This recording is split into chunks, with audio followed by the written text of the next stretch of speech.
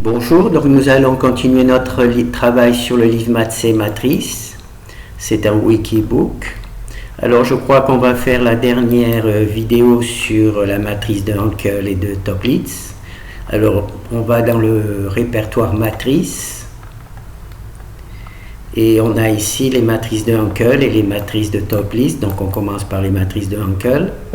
Alors ici vous avez la version qui calcule les matrices de Toeplitz aléatoires. Donc on va regarder.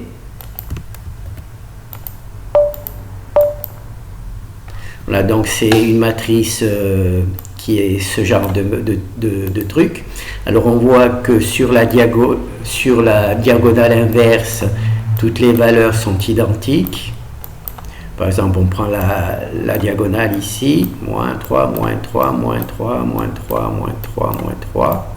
Et donc, en fait, aussi, on peut dire que c'est une matrice symétrique puisque les valeurs ici sont toujours égales. D'accord? Donc là, on se base sur la diagonale inverse. La diagonale normale, c'est celle-là, hein, celle qui descend comme ça. Et la diagonale inverse, c'est celle qui est là. Et là, tout est construit en fonction de la diagonale inverse, c'est-à-dire que toutes les valeurs sont parallèles à cette diagonale, hein, sont identiques. Hein. Alors là, c'est la version aléatoire. D'accord? Donc ça, c'est basé sur les deux vecteurs U et V. Et ensuite, il y a la fonction d'Hankel qui fabrique la matrice aléatoire. Maintenant, on va voir la version entrée de données. Donc on va travailler sur une matrice 4, 4.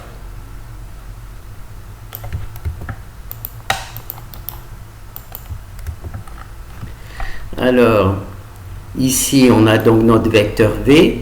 Ici on a notre vecteur U qui est donné par des valeurs. Donc on va pouvoir choisir les valeurs que l'on veut. Alors on voit ici la construction de la matrice à partir des vecteurs U et V. Il faut donc que le premier vecteur U, le premier coefficient de U soit le même que le dernier coefficient de V pour que ça soit construit. Voilà. Donc là, je l'ai reporté sur la présentation. Hein. 1, 2, 3, 4 et puis 4, 5, 6, 7. Et ensuite, ici, il y a la fonction qui copie un...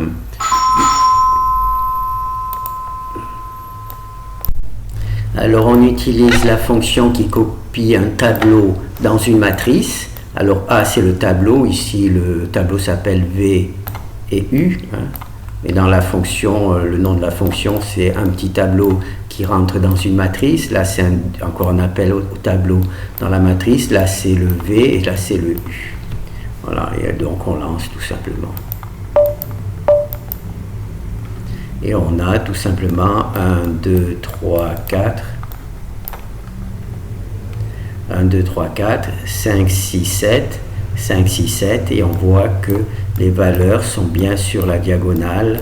Enfin, la diagonale inverse. 4, 4, 4, 4, 5, 5, 5. Et 6, 6. Et finalement 7. Voilà, on voit que les valeurs sont bien de cette manière. Oh là, d'accord. Donc ça, c'est pour la matrice de Hankel. Alors j'ai fait la même chose pour la matrice de Toeplitz. Alors là, j'ai arrangé un petit peu la présentation. Alors revoir les fonctions de base de la bibliothèque. Alors il y a la fonction trace. Il y a toutes les fonctions qui ont un rapport avec le déterminant. Alors il y a le déterminant, la matrice des mineurs, la matrice des cofacteurs, la matrice adjointe et l'inverse. De là, j'ai mis les produits scalaires normalisés, enfin tout ce qui concerne les produits scalaires. Et j'ai fini par résoudre un système d'équations. Voilà. Donc ça, c'est pour la matrice de Hankel. Donc maintenant, on va voir la matrice de Toeplitz. Alors... La matrice de Toeplitz, ici, c'est la version aléatoire.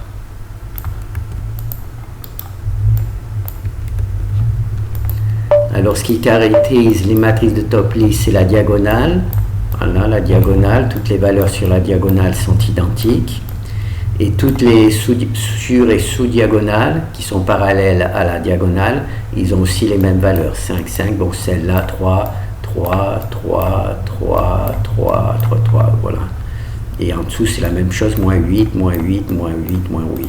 Donc il y a la diagonale principale, qui est, toutes les valeurs sont identiques, et toutes les valeurs qui sont construites autour sont aussi des sous-diagonales avec des valeurs, ou sur-diagonales avec des valeurs identiques. Naturellement, la matrice n'est pas symétrique, hein. Là il y a moins 3 et là il y a 5.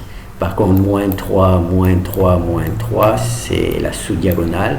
Et la sur-diagonale, 5, 5, 5 et 5. Voilà. Donc là, c'est la version aléatoire, hein, qui vous donne des valeurs aléatoires. Et ici, on va voir la matrice dont on a choisi les valeurs.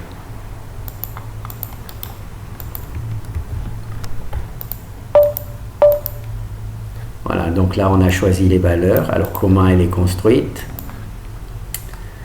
Alors, c'est ici. Alors, ici, on a V, donc la matrice 1, 2, 3, 4, c'est V.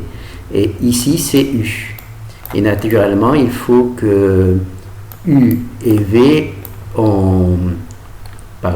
la première valeur de U et la première valeur de V soient identiques, puisque c'est ce qui crée la matrice. Puis le reste, après, c'est des valeurs un petit peu que vous pouvez choisir. Alors, oh là. Alors c'est ici. Alors on a U.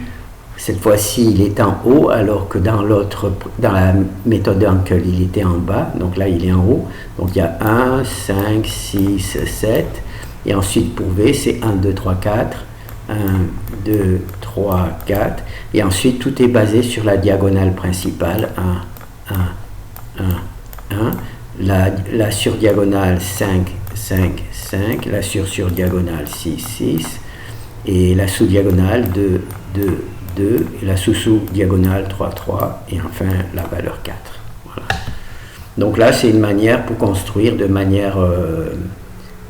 si vous devez travailler sur une matrice de top list particulière, alors vous commencez par naturellement remplir ces valeurs, et puis ensuite là, bon, on va faire, donc là c'est une matrice 4, 4, hein, c'est une matrice 4, 4, donc on va faire une matrice 6, 6.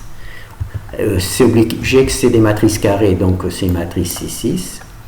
Alors là on va mettre, ici on va mettre 1, 2, 3, 4, virgule 5, virgule 6. Voilà. Donc là j'ai 1, 2, 3, 4, 5, 6.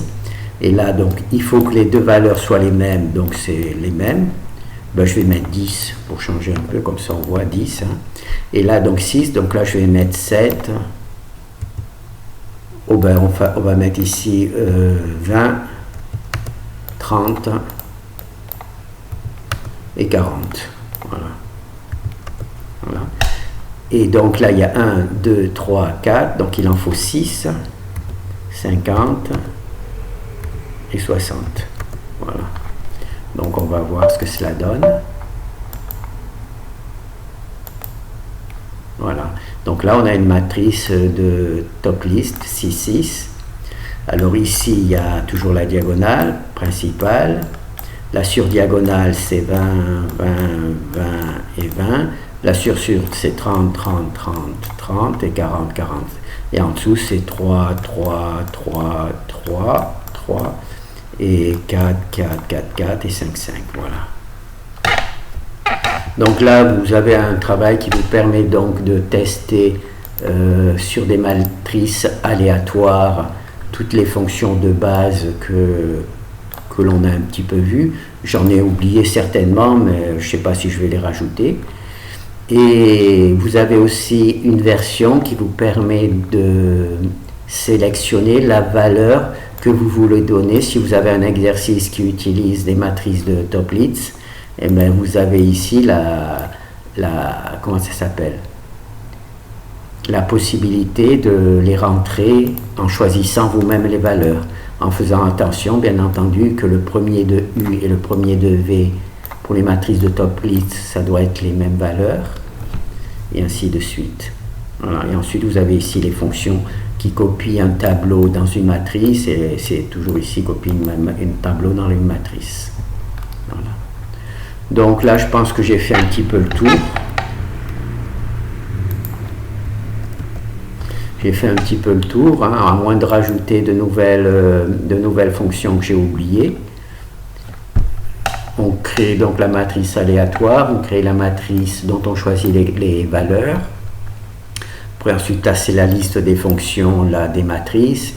Là, c'est la liste des fonctions qui ont rapport avec le déterminant. Là, c'est la liste des fonctions qui ont rapport avec le produit scalaire. Et là, c'est la liste des fonctions qui ont rapport avec GoJordan. Alors s'il y a quelque chose, par exemple une fonction là, par exemple l'adjointe, qui vous intéresse, il faut aller dans la...